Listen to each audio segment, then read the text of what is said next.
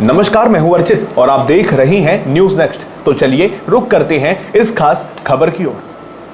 क्या केरल की राजनीति में महापरिवर्तन होने वाला है? क्या 40 साल पुराना गुजरात फॉर्मूला अब दक्षिण के इस राज्य में इतिहास दोहराएगा? प्रधानमंत्री नरेंद्र मोदी ने तिरुवनंतपुरम की धरती से एक ऐसा दावा कर दिया जिसने विरोधियों के खेमे में हलचल मचा दी है। आज 23 जनवरी 2026 को केरल पहुंचे पीएम मोदी ने साफ शब्दों में कहा कि केरल में बीजेपी सरकार की नींव अब पक्की हो चुकी है। उन्होंने इस बदलाव की तुलना साल 1987 के अहमदाबाद नगर निगम चुनाव से की। पीएम ने कहा कि जैसे अहमदाबाद की जीत ने गुजरात में बीजेपी के विजय रथ का रास्ता खोला था, वैसे ही तिरुवनंतपुरम की जीत अब पूरे केरल को जीतने का मार्ग प्रशस्त करेगी।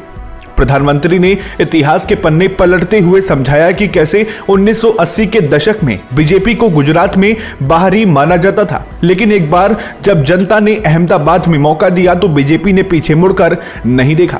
मोदी ने जोर देकर कहा कि तिरुवनंतपुरम नगर निगम में बीजेपी के बढ़ते कदम इस बात का सबूत है कि केरल की जनता अब एलडीएफ और यूडीएफ के दशकों पुराने चक्रव्यूह से बाहर निकलना चाहती है। भाषण के दौरान पीएम मोदी ने विकास का कार्ड भी खेला। उन्होंने साबू एम जैकब की 2020 पार्टी और एनडीए के बढ़ते गठबंधन का जिक्र करते हुए कहा कि अब केरल के लोग विकास की राजनीति चुन रहे हैं।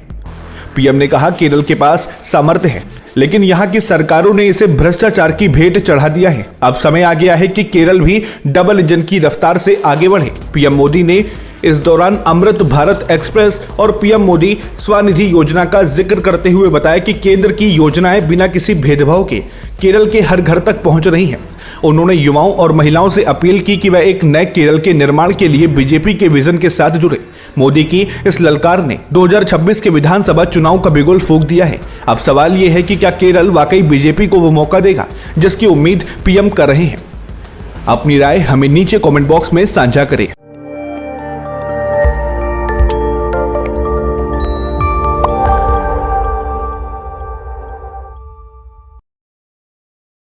नमस्कार, मैं हूं अर्चित और आप देख रहे हैं न्यूज नेक्स्ट। तो चलिए रुक करते हैं देश प्रदेश की मुख्य 10 बड़ी खबरों की ओर।